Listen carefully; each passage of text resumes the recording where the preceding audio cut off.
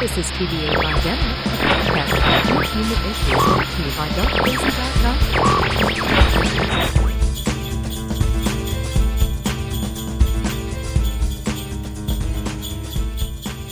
TV Ate My Dinner is the show that you are currently experiencing. My name is Sean. I'm Lynn. And we're going to talk about Christmas horror movies again today. Well, it's time to take a little Christmas cheer and scream at movies. That's one of my most favorite activities. That is my favorite Christmas activity. Like, I think what has brought me around to Christmas more than anything else is the tradition of just watching Christmas horror movies throughout the month of December. And there's so many, and I keep discovering new ones. It's just a fun thing to do. They keep making them. Yeah, regular Christmas movies are horrible. There's maybe 5 regular horror Christmas movies that I could just watch in earnest at Christmas time. But there's 100 horror movies. The Christmas romantic comedy ones that are anything just on Netflix. No. And they're just like a girl in a red dress and a bland-looking man, and through some sort of Christmas love, and it's just. Oh, they're baffling to me. They're almost horror movies. They're the same formula, because just like those awful shark movies, they're all built around a bad pun and a bad setup. Like, they're the exact, just idiots sitting around a table just coming up with names of movies. And like every time they come up with one, that's one, do that one. Holiday, that's perfect. How many movies have we already come up with just a jingle lyric from? But Holiday looks so bad. I might just watch it. I have no idea what Holiday is about. I saw Amanda the Jedi's video, the Happy Season or something, Happiest Season or whatever that's called. Yeah, the one that's just like, it's the same movie, but it's lesbians now. I couldn't watch that movie because I would have too much anxiety watching that movie. Because I could tell you what a lot of the reviews said the same thing, that were just like, it was just anxiety inducing the whole time. And it's like, well, it's they're taking what for people. The plot of that movie is the birdcage. It's the exact same movie. Well, they're taking for what a lot of people is a very real situation, is the fear of coming out to their family, and putting in a fun Christmas romantic comedy. Making an awkward Christmas comedy out of it. Good for you. I get what you're trying to do with it. But I couldn't watch the birdcage because the whole time, it's all supposed to be funny, and I'm just sad. I'm like, this guy's like his second father, and they're making him dress up in a dress to pretend to be a lady to impress. And it's also the same to impress someone who's running for office somewhere. It's the same story. And I'm like, I don't watch this. It just makes me sad. Yeah. Why can't they just accept them for who they are? Just any movie and just chuck Christmas. This is a Christmas podcast now. We've got a Christmas hat. Yeah. And we're just talking about Netflix movies. Netflix is the new Hallmark. Yeah. Man, they know how to fill that niche. And I only know that because I don't watch the movies. I just see the YouTube responses. So I know what's coming. Amanda the Jedi. I just watch her stuff. Yeah, it's Amanda. I just let Amanda watch all. Amanda and Mr. Gigi, they watch all these things. They make the videos. And now I know. Just laugh at that. I can't watch that stuff. Yeah. But have you seen the one where they put all the posters together, and it's like they could interchange any of these posters and they'd still be the same thing? I know romantic comedy has one type of poster, but well, that's why, to me, romantic comedy is like the lowest form. I guess Christmas romantic comedy would be an even lower bottom. But to me, it's why I can watch horror is if you watch a bad horror movie, there's still maybe something to get out of it. It might be funny or interesting in some way. They're creatively interesting. Even bad horror movies are. And sometimes they're bad, but they try weird stuff. Or they go for it, but it just doesn't work. But if comedy doesn't work, it's just not funny. And there's no other level. It's so depressing. If you're watching a straight-faced viewing of a comedy movie, is like the worst experience in your whole life. But that's the thing about romantic comedies. They're not even meant to be that funny. It's meant to be romance. Yeah. But if it's not even funny and you don't even care about of course the leads are going to get together. There's no tension. It's like, a slight misunderstanding. There's going to be a lot of stalking and dubious consent. It's very weird. Sometimes romantic comedies can be scary. Just like Yeah, horror movies it's can be like- funny. This is the Christmas horror, is all of these romantic comedies where people completely lose their agency over Christmas romance. Like you Yeah. see That'd be the way to do. perfectly intelligent Make women one at of the these beginning of Hallmark these kind things. of movies with the same setup, but he is just a stalker who kidnaps her and Well, ultimately that's you, murders isn't her. it? That's you. Well, that is you, but people seem to be losing what that's what you is about, because they People keep are like, giving he's so him. cute. They keep No. trying to give him character traits that make him a better seeming guy, and that muddles the message of you. Yeah, which is just that if that behavior really happened, he'd be a creepy stalker and you'd end up murdered in his basement. Yeah, and the whole internal monologue is to constantly remind you that that's exactly everything he's about. He's not a good guy. He's a complete And he doesn't, narcissist he just and a complete seems like the sociopath. perfect guy because he adapts to he that. stalked you and adapted to you. Yeah, and that, Yeah, he although read. it would work. He read your diary, and he's trying to be whoever it was you said that you wanted to be. It would work really well as a Christmas romantic comedy parody, though. Oh, that'd be so much fun. Full on into it, and then it just becomes a Christmas horror movie by the end. Yeah, especially if like 20 minutes in is when that happens. That would be the sweet spot. If someone, this would have worked better in cable where you just turn something on and the movie's already on. But if you think about it, a romantic comedy is the opposite of a horror, because a horror often starts with a woman who has very little agency, as in Black Christmas, and it works her way up to having the agency by taking the phallus, the metaphorical phallus, and sticking it in the guy. She takes back the agency, and whereas taking the power romantic back, comedies, which is what Black Christmas said it was doing, at least in their lyrics. whereas romantic comedies start with a woman often of good agency. They're often career driven, or they don't want kids, or whatever the issue and problem that needs to be solved by having a penis. She just happens. needs to get And then by the end of the movie, all of her intelligence and agency and everything is destroyed and by the Christmas having ones are even worse because it's all you don't have enough sentimentality. Like you're this woman who's driven to be like a powerful business person, and you don't How care dare about getting you married and want a having career. children like a normal Yeah. person. Yeah, and then Christmas happens and they are forced by Christmas magic and the power of boners to become what is not intrinsically more weak, to be a mother or to want children or to love Christmas. All these things are wonderful. But if that's not who she was at the beginning and she's forced to become that by this external influence of a man, and that's a degradation of her character because it's not who she is. Yeah. She's forced into this traditional role. It's not who she wants to And if the be. lesson learned is that you can only actualize through a relationship with another person, it's a bad lesson for a story. It doesn't matter who you start out with as or who you end up as, but if the lesson is that you by yourself are incomplete, you need someone else to come complete you, and that's the lesson you're supposed to learn. Like that's just Which is the opposite of the horror movie heroine who learns that she's best by herself and she is strong by herself. They will all die and you can't trust anyone. The horror movie teaches you what you really need to know. Yeah. So they're kind of opposite premises. And There's equally no as help horrifying. There's no help coming. Don't trust the police. Just stab the guy. Whereas in the romantic comedy, it's like you must listen to the voices of the entire community that are telling you have to fall in love with this one guy who is really not good enough for you most of the time, is bland and often a stalker, and you have to give up your career or whatever your ambitions were and become his partner, part of him. Mr. Sunday Movies did a thing about the Santa Claus, and they were talking about like the setup in a lot of these anti-Santa movies is always the person wanted Santa to bring him something and they didn't, and so they've just been bitter their whole lives. It's like, yeah, but in this They hate universe, Santa. Santa is real, so they're probably just shitty people. Can I tell you that's Because exactly the they same didn't setup get as what Christian they asked movies? for. It's exactly the same setup as Christian movies, like God's Not Dead. If you're an atheist in any of these Christian movies, it is because you had a trauma happen to you and you now hate God. It's not that you just don't believe in him or you're happy with your life or whatever, you don't think you need religion.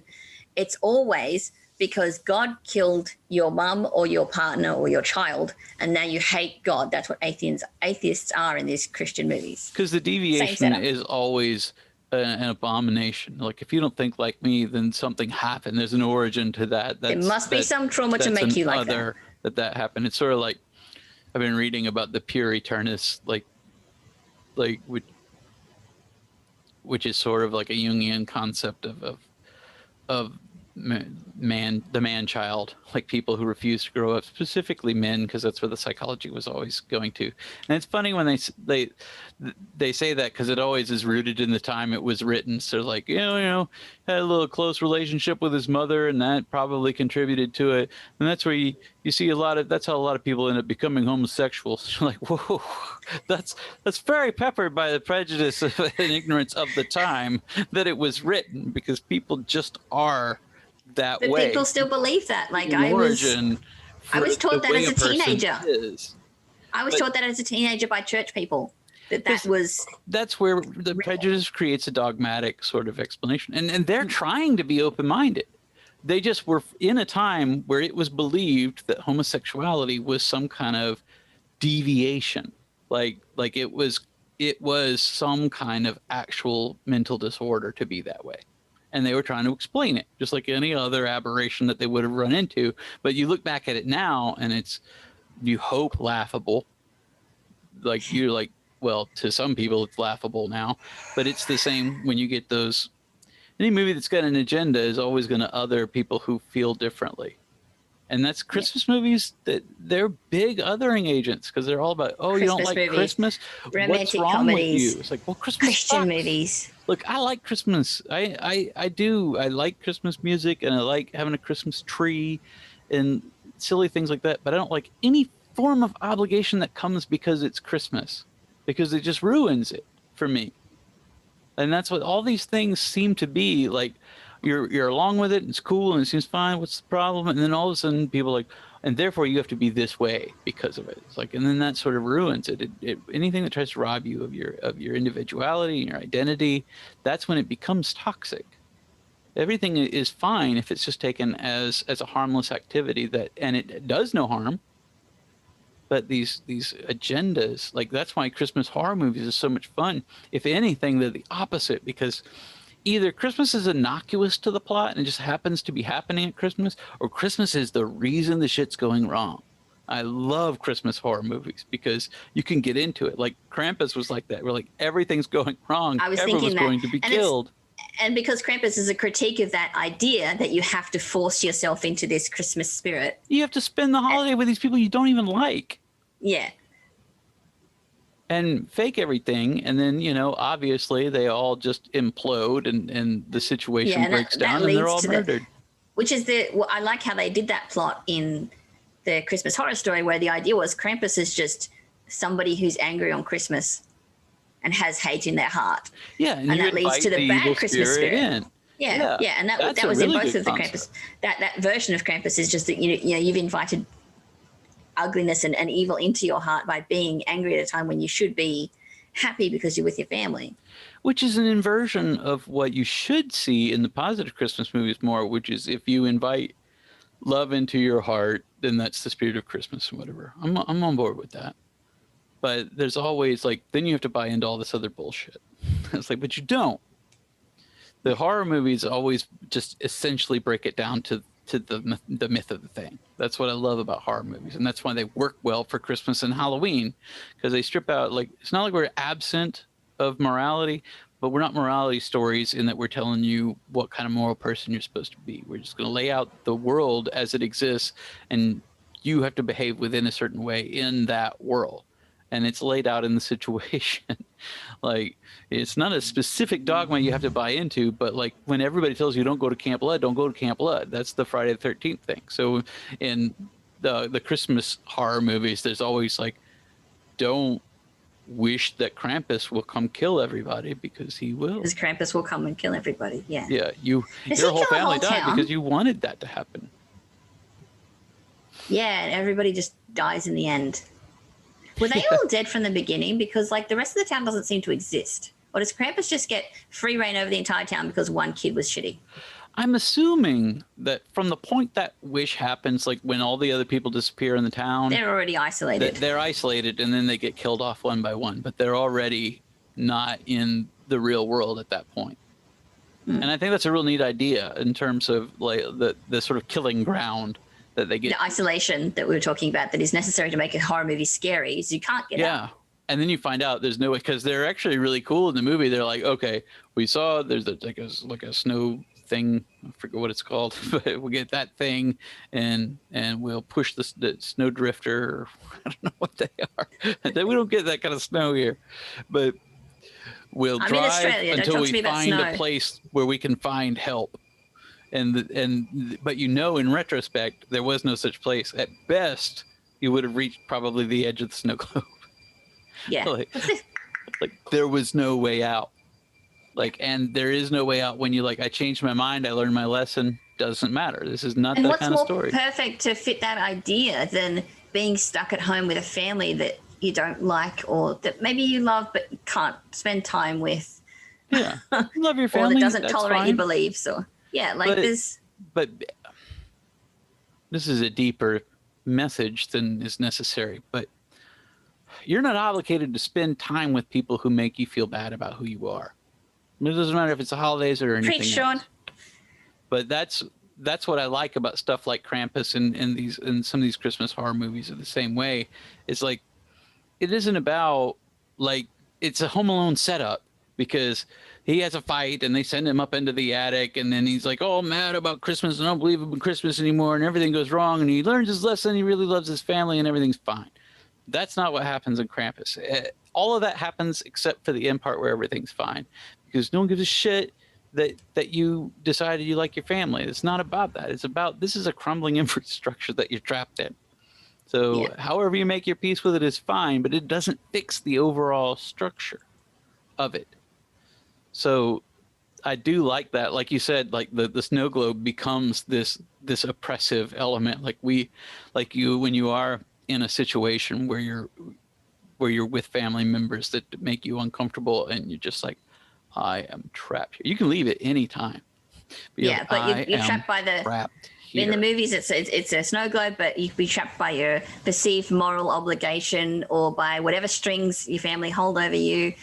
And really, if your family is not good for your mental health or emotional well-being, you don't have to. You don't have to be there. You don't have to keep hold of them it's not being healthy. You can send for you. your love. You don't have to be there. You can have earnest conversations about that sort of thing too. But whatever the scenario is going to be, whether they're properly toxic or whether maybe you just don't get along. This wasn't a message that I expected the horror movies to teach us in this episode, but it's actually true because that's what the horror movies are all about. It's we're usually trapped in a situation by our own design because most of the time you see people in horror movies, you're why don't they just get out of there?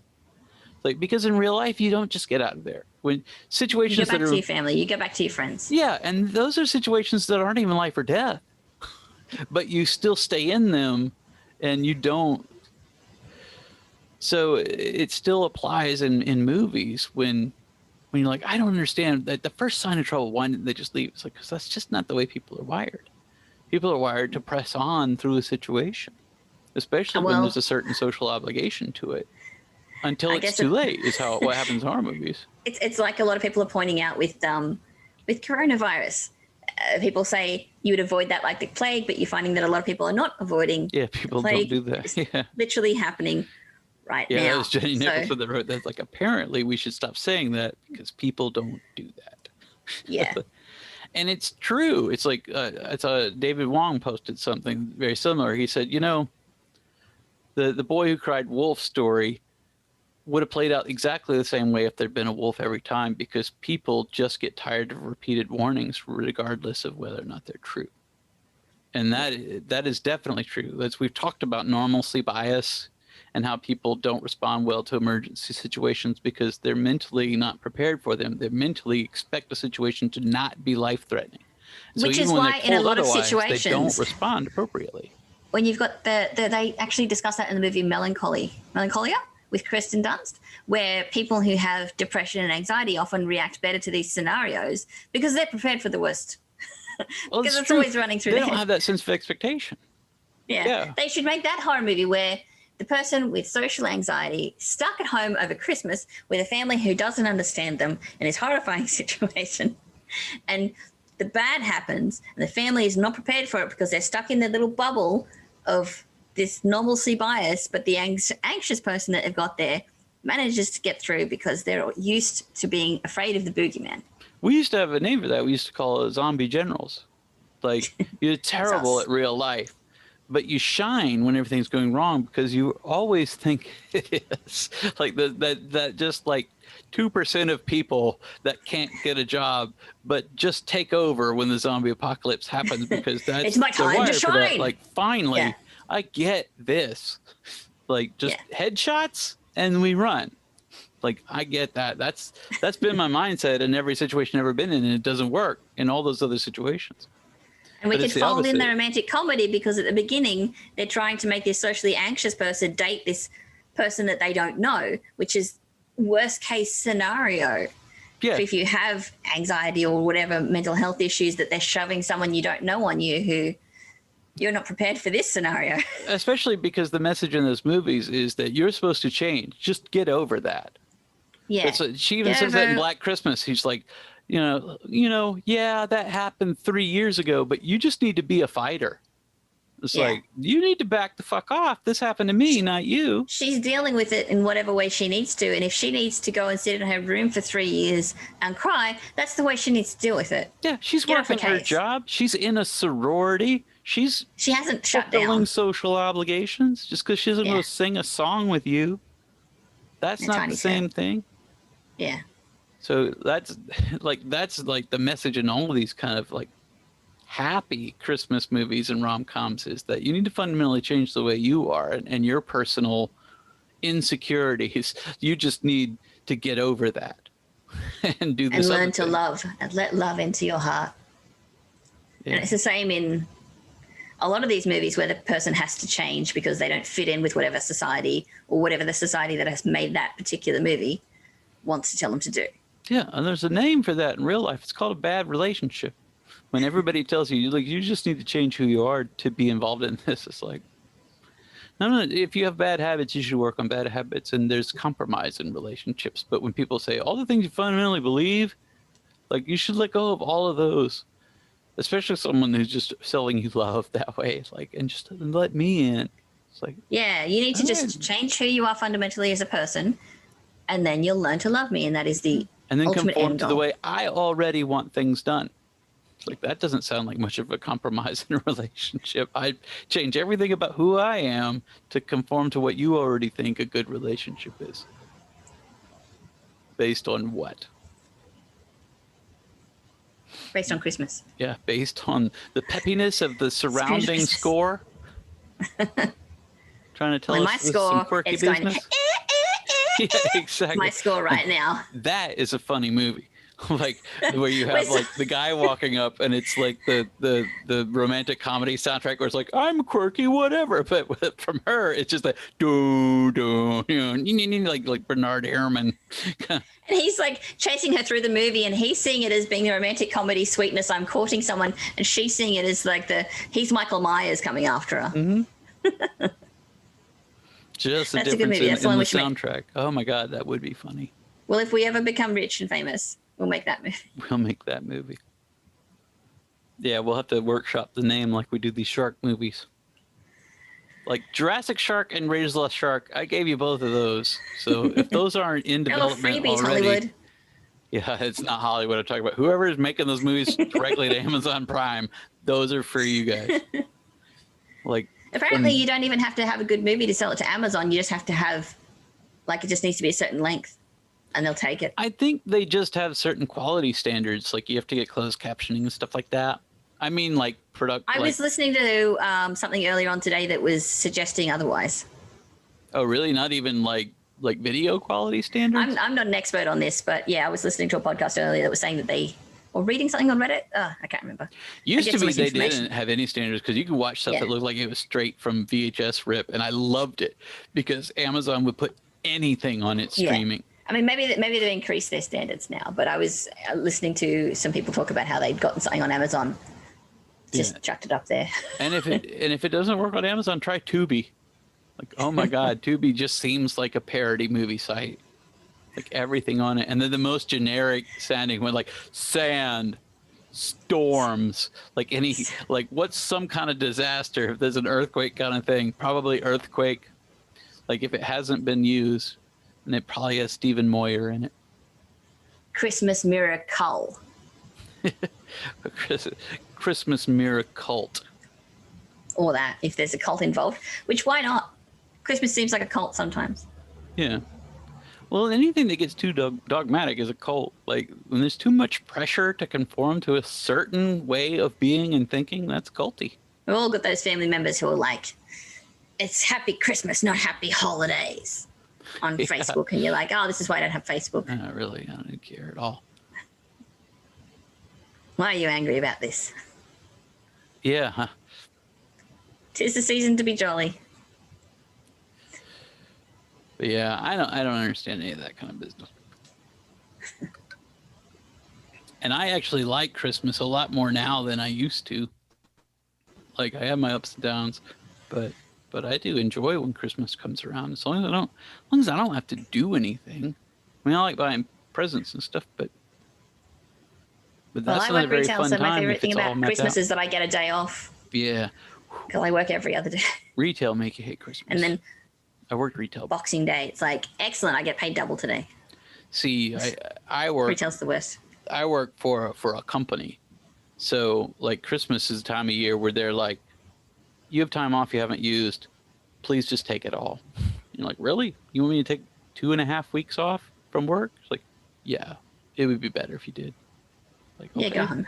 Like, It would be better if you weren't here for this. I will do that. I don't need to save it for anything. And in this year, you know, you're going to have a lot because no one's been going on vacations. I took some days off because I moved this year, but that's the only time I took days off for anything. People shouldn't be going on vacations anyway. No, what? I don't understand. Let's What are you all doing? travel from other places and gather together and breathe on each other. Yeah, it's cheap as hell to travel Brilliant. right now. Go ahead. It's because you shouldn't be doing it. Yeah, that's because no one is.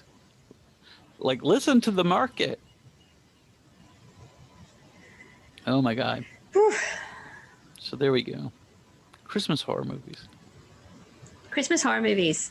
What was it established Bring is a the little worst Christmas chair. horror movies are the romantic comedies. They're the scariest ones. Yeah, those are actually scary. We should do, I don't think we'll get a chance to do it before this Christmas, but one thing that's fun is the Silent Night, Deadly Night movies used to be hard to get hold of because they hadn't all been released on DVD, and I don't think they still are all released on DVD Blu-ray, but they have finally been put out in digital versions. So you can, they're not on Amazon Prime, but they were available to rent or buy through Amazon Prime, and I was like, awesome, like between $5 or $8 you can rent or own each of these movies, and they're fun. They're worth it. Like, because I hadn't seen 4 until just now because I could never find it anywhere. And 5 is out. Like, you don't want to watch 2. 2's a waste of everybody's time. But 1 is classic. 2 is terrible. 3 is interesting, but not good. 4 is really weird, but I like it because it's directed by Brian Usna, who did Society. And he produced the Reanimator movies, and he's so weird.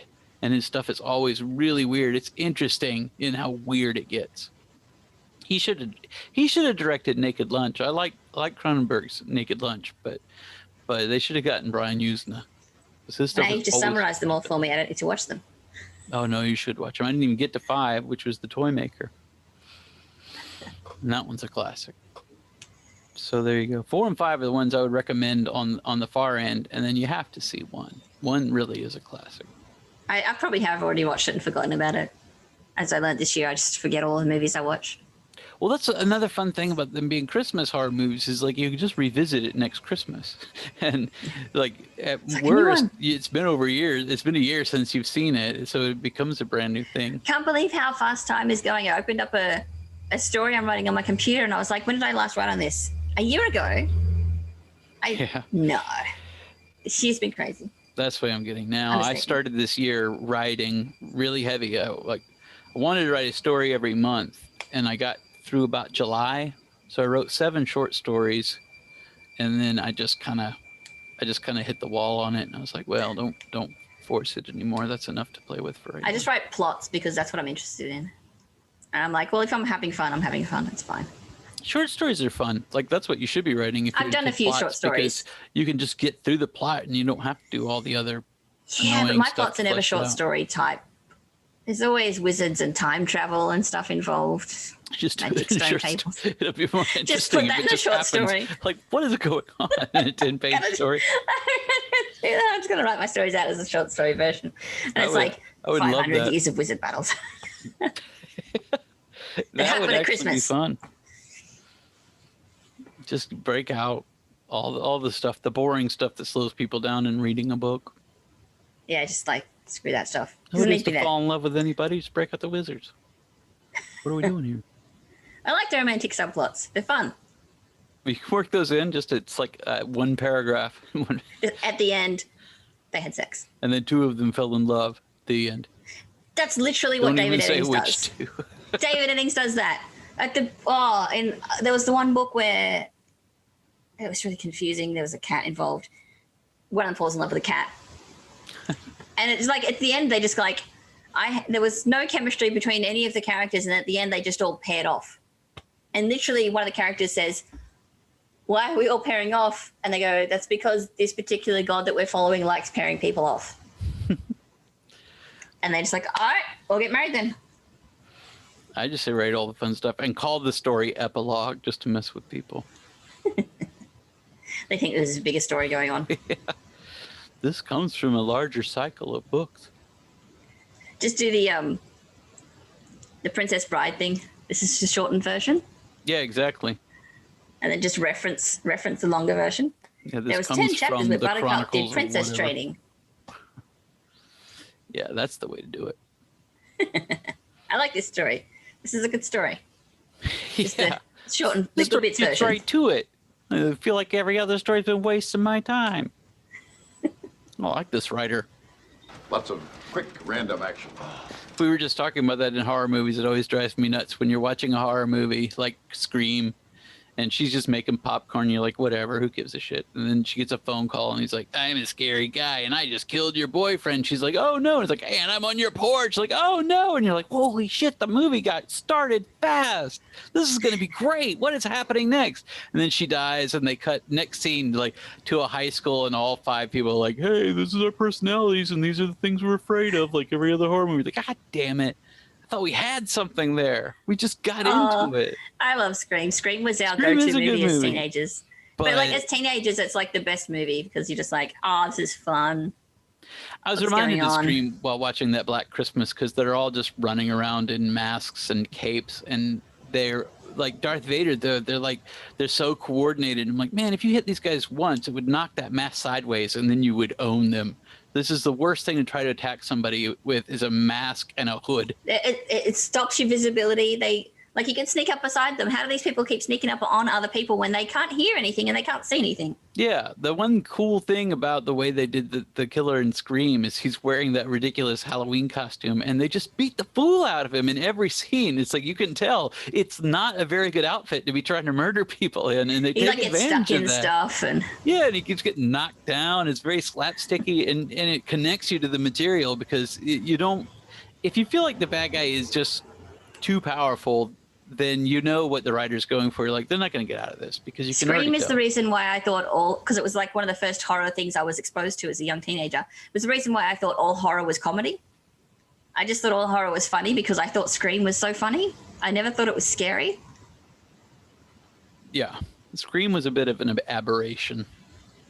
Because Not the other Scream- looking back, not the best introduction to horror because it gives you the idea that they're all going to be just these silly, funny things. But Well, and it turns out movies like that are hard to make because they made all these Scream movies and they weren't that They tried good, to. and they made all these Scream knockoff movies and they weren't very well, good. they're making another one and they're just calling it Scream. Are they? Well, they've finally moved up. And they'll somehow get like Jamie Kennedy's Ghost to go, the 5 rules of making a horror reboot. Because what was it? It's got all the same characters in was it. Scream 4? Kill Sydney already. Were they following reboot rules in Scream 4? I can't remember. It might have been a Oh, reboot. they were like, That might have been it's the all conceit. new in the modern era.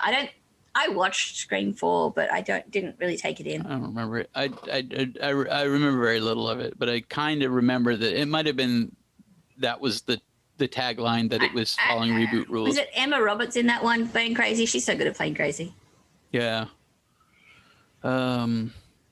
I liked the TV show. I thought they did a fun The thing TV show was with good. the TV show because it just did its own thing. It didn't try to be like the movies. It didn't even look like it had that weird mask. Like they were just like, we'll just reinterpret the whole thing as teens. Yeah, no, I get like the caught TV by a show. weirdo It in a mask.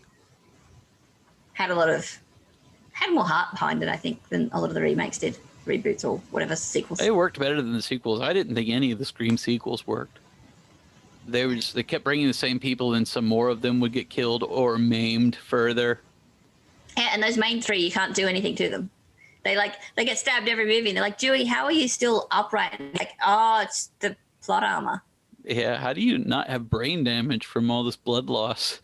Like, How many times have you been knocked out, blown out?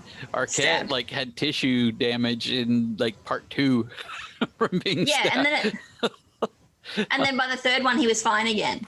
And they were like, that was annoying. We didn't want it.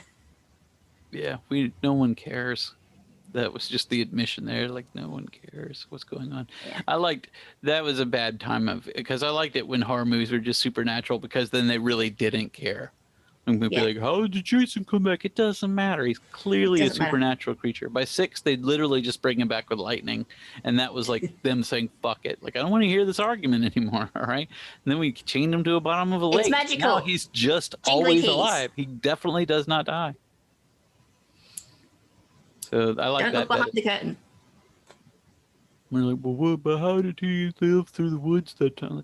None of that matters. As soon as you try to explain it doesn't work. It never works. That's why horror works on the level of a myth because it doesn't make any realistic sense and it's not supposed to. No, it's not supposed to. That's why when all of these remakes in the early 2000s started to try to explain stuff, they made it worse because you can't explain it.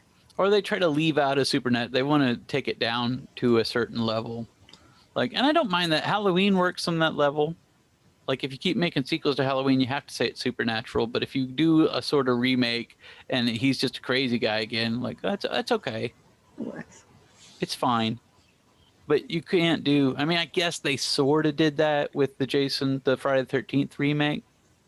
Because they didn't do anything supernatural in that, and I thought it worked. Just had tunnels.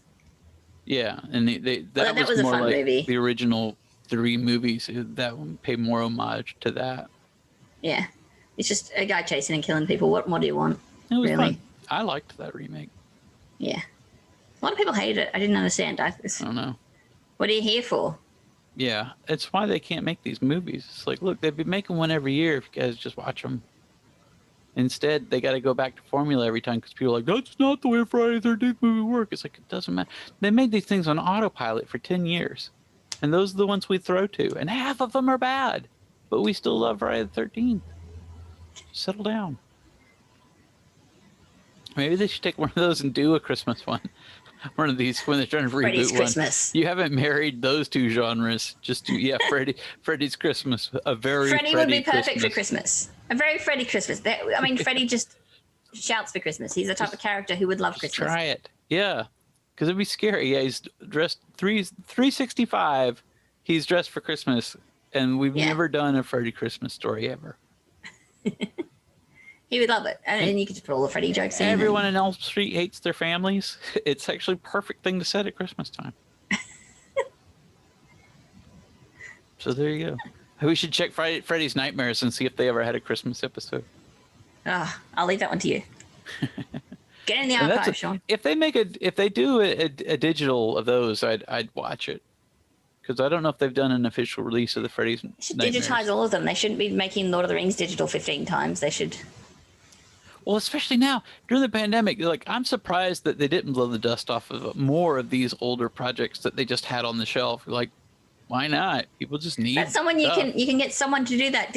Give the guy the equipment, send him home or to a room by himself. No COVID in here, and he can just digitize stuff all day. And the streaming ones are on whether the pandemic's happening or not. You need that. There's too many streaming services now. I can't keep HBO up. Max is bringing it. They're just like, all of our theatrical releases are now going to HBO. On the same day that they're being smart. And there's all this debate because some people thought they meant they're all going to be released on the same day. No, rather than the same day that they're being released in theaters. With the theatrical. That's how they made amends with the theater change. They're like, we'll put it in theaters too, but I don't think we're going to get that much out of it. But we all get something if we also put it on HBO Max. Because I can't go to the movies, but I want to see Wonder Woman. So I really want to see Wonder Woman on HBO. I'm looking forward to Wonder Woman. I was just thinking about it today. It's Love like Wonder this Woman. it's horrible that this is the year of no superheroes because 2020 is the year that needed one. Like the year of no heroes would be a perfect way to remember this year. It's like, and that was before that In the year of Nurgle. like we had like 8 superhero movies a year, and then 2020 happened and none. We had none. Maybe it was good. Maybe the superheroes needed a cull.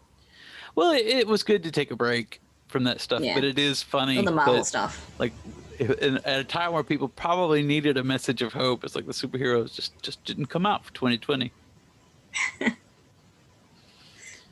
All right. Well, I guess that's enough. Like I said, we try to revisit some of these more. I do think, and this may be a good thing for next year to do a Silent Night, Deadly Night full deep dive, because I do actually love that little franchise. We'll aim for that next Christmas in one of our franchise specials. Yeah, that'll be a good one, because that's a fun one. Hopefully, I'll have a new job next year.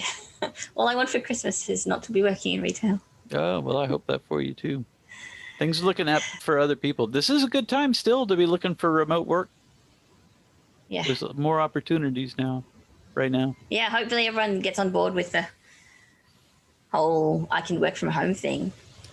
Well, it's unfortunate do that it. it took this to wake them up, but a lot of companies are recognizing that as a viable model now because they have Well, to. even my company, the one I work for, said, "Do you want to work from home? Do you want to do sales over the phone?" I'm like, "No. Yeah. That's not exactly what I'm after." But Yeah, I couldn't do sales. sales sucks.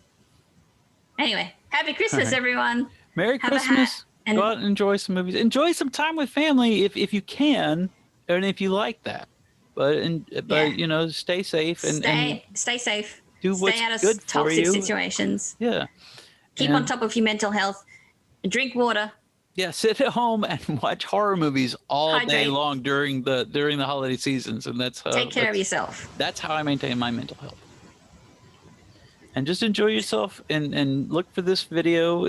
Well, you found this video, but look for videos like this one on the TV Eat My Dinner channel. So subscribe to that, like these videos. Chicken soup for the nerd soul. We are. We give you permission to take care of yourself. We put it out there, and we've been cranking out more videos, and we will continue to do so. I really enjoy this because this is still contributing to we're building towards episode 300, but episode 300 will cross that line on video as well as audio. So We that'll be take. fun. This is us taking care of our mental health by This is what I do. chatting Yeah. with each other. And that is a fact. Like we record it just to say we're doing something, but Yeah. really, it's just therapy to be able to get out and talk about things and do stuff. And obviously, do that in your own lives with people that you're with. But in times of quarantine, we're shut off from each other more. Just reach out how you can and talk to people. Mm-hmm. And enjoy the holidays and enjoy some of these fine movies, and go to tv8mydinner.com and enjoy some of our other content that we have out there. Are we going to have pop-ups? This is our website. We do have, you talking Like about real YouTubers? We have end screens, yeah. I leave a tail at the end now, so we have proper end screens. So yeah, there'll be a subscribe button at the end of this video, but links to some of the other videos as well. Subscribe. Ring the bell if you want to know when we have more videos out. Yeah, get the notifications and whatever else if that's Do you what still you're have into. Patreon? I think I started one years ago, but I would probably have to restart it. Did they disable your account for a while? But I feel bad. If we build up more, I might try to get a Patreon going. But I would feel bad to ask people for money for what we do. Click on the dog to follow right, us. this guy here. Well, Ring his bell. that guy. Virgil. So People like dogs. You like dogs? yeah, you like ducks? Do I like ducks? Ducks. Hey, talking about me? Ducks. Oh, do I like dogs? Yeah, ducks. That's awesome. All right. So have a fun time. Enjoy it. We'll be back probably after the end of the year. I doubt we'll have another one out this year for you, but we'll be back soon. And certainly look for more of the Marvel Age Star Wars stuff still getting Watch cranked Sean and Brooks out. breaking down those comics because it's awesome. We're having a lot of fun watching those. Oh, good. I'm glad. We certainly have a huge amount of fun making them, and we are just. We are very big cranking Star Wars them fans stuff. in this house, so we have been watching them. And that's a happier Star Wars time. I enjoy that time period of just the old Star Wars comics. So we're enjoying those. You can find those on tv8mydinner.com. If you're wondering where to find that stuff, it's linked there as well. So just look out, stay home, enjoy yourself, and thank you for tuning in. We'll see you next time. My name is Sean. I'm Lynn, and happy holidays. Try not to kill each other. Yeah.